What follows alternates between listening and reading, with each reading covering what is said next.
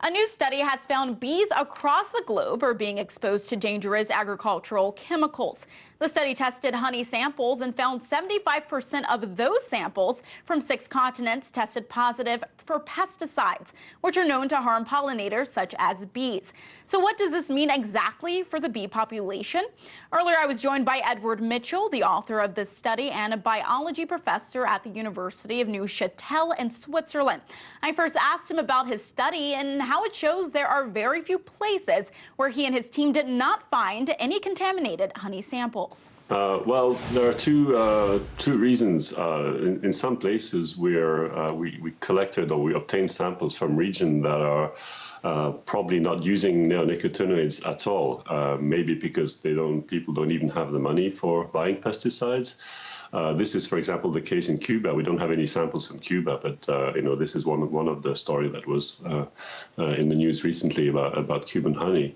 In other cases, samples were brought back from countries that do use a lot of pesticides. But however, the people who traveled to these places brought back samples from remote areas, or they bought honey samples in national parks or close to national parks or places like that. So it could be deceptive that, for example, in places like Costa Rica, you would find no trace of pesticide in the only sample we got from that country, whereas they are using a lot of pesticides. It just kind of shows that, maybe to some extent our 75% of contamination it could even be an underestimation.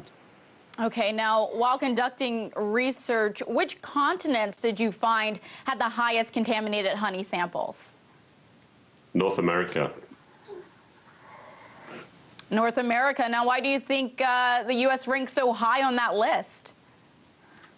Well, if you look at agricultural practices in the U.S., the use of seed coating in agriculture, so seed coating treatment, so pesticide treatment using seed coating is extremely frequent. In general, agriculture in the U.S. is very highly intensive, and that means very intensive and means a lot of pesticides are being used.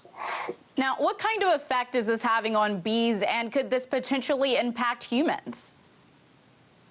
Well, the impact on bees is pretty obvious because research has shown that very, very small concentrations of these pesticides are affecting all kinds of aspects of bee biology, from behavior to reproduction and the immune system and so on.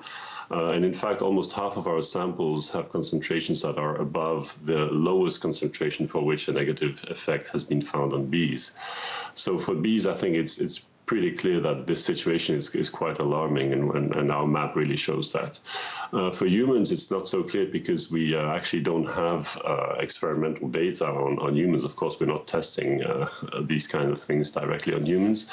There are, however, regulations and limits that have been put in place. For example, in our paper, we discuss how our the measured concentrations compare with the regulations in the European Union, and none of the samples tested above these limits for the individual compounds. If you add all the compounds together, a couple of samples were slightly above these limits. So for us, given current legislation, if not knowledge, we consider that it's still safe, of course, to eat the honey. But it also points out to the fact that basically everything that you buy, every kind of food that you buy, contains pesticides, and so we're just ingesting a daily cocktail of pesticides at very low concentrations, but you don't really know exactly what these impacts are over long term, over life, over the time of a life of a human being. So, Edward, what would you recommend to those working in the agricultural field? What would you tell them so that they could scale back and stop from impacting bees and contaminating honey moving forward?